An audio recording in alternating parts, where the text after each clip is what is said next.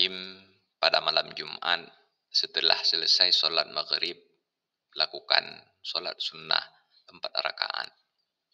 Pada setiap rakaat, setelah selesai membaca surah Al-Fatihah, bacalah 10 kali surah Al-Falaq, 10 kali surah An-Nas, 10 kali surah Al-Kafirun, dan 10 kali ayat kursi.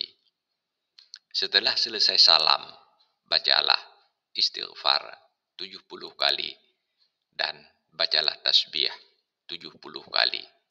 Kemudian bacalah subhanallah walhamdulillah wala ilaha illallah wallahu akbar wala haula wala quwata illa billahil aliyyil azim.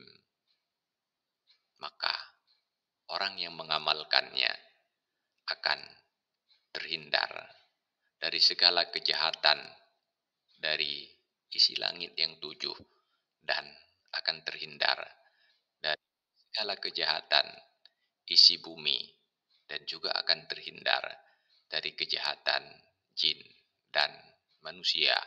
Wallahu a'lam bishawab. Walhamdulillahi rabbil alamin.